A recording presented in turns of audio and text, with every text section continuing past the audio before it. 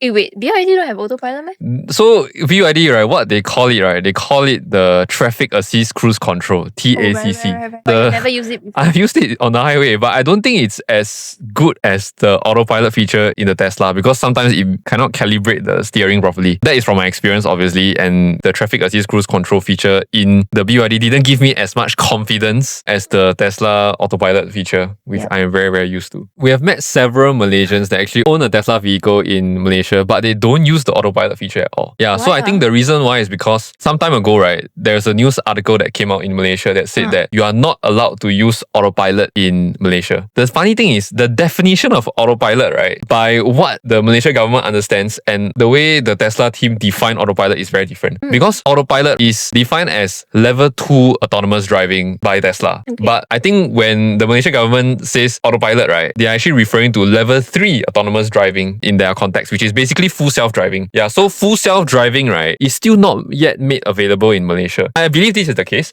but someone can actually correct me in the comments down below because level 2 autonomous driving is the only one that's available, which is it will help you follow and keep a safe distance in front of the car, and it can also help you steer the steering wheel on your behalf. That is level 2 autonomous driving. Now, level 3 autonomous driving, that is when you don't even need to steer at all. You don't even need to leave your foot on the pedal to accelerate or change the signals at all, and you don't even need to navigate, and you don't even need to park the car. The car will even park itself for you. That's called full self-driving. That's called level 3 autonomous driving. So I think it's because of the terms that are being used by Tesla that actually creates quite a lot of confusion. Because I've spoken with a few friends, right, and then they are like, Tesla can use autopilot in Singapore, meh? Then I say, can. But that's because I'm referring to level 2 autonomous driving, not level 3 autonomous driving, which is called full self-driving. That should debunk a lot of the myths that some people have regarding autopilot in Singapore and Malaysia. When we say that, you can use autopilot to drive, they were quite scared. But of course, you have to disengage. Not throughout the whole journey, you engage autopilot. Yeah, that is impossible. It's like the same autopilot feature that pilots use in the sky, right? They still have to taxi the plane when it lands. They cannot autopilot to land, right? Correct. There's no auto land feature yet, right? It's the same concept. I think that is why Tesla uses the term autopilot. Yeah, it's not trying to say that you can park the car fully and you can also drive the car without touching the steering wheel at all, completely. The autopilot feature is only usable typically on expressways. If you try to use it on a small road, it cannot even detect the traffic light for you. Like for example, there's a red light, right? It will just see the red light and continue going past the junction. That's how dangerous it is. You should not use the autopilot feature on small roads or in the city. You should only use it on expressways.